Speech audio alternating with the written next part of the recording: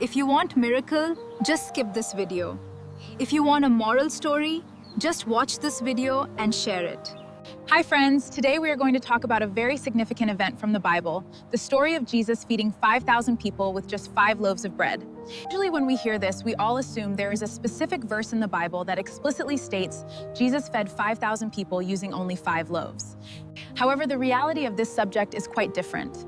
The most interesting part is that such a literal verse does not actually exist anywhere in the Bible. We can only understand the true meaning of this when we step away from the traditional way we have been taught.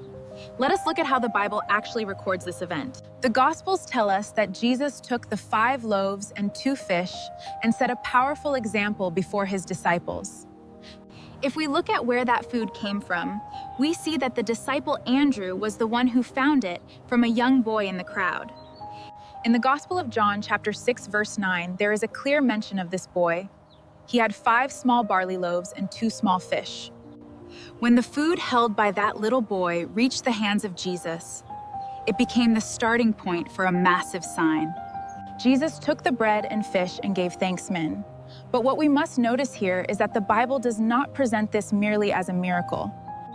The Bible refers to this as a sign. That sign carries a much deeper message than just a supernatural occurrence. When Jesus demonstrated that model, his disciples decided to follow the same path.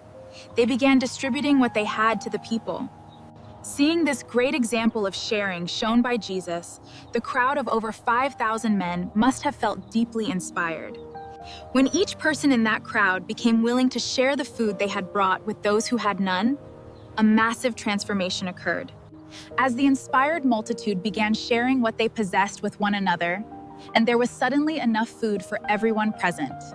The moment when a hungry person recognizes the hunger of the person next to them and shares what they have, that is the greatest sign of all.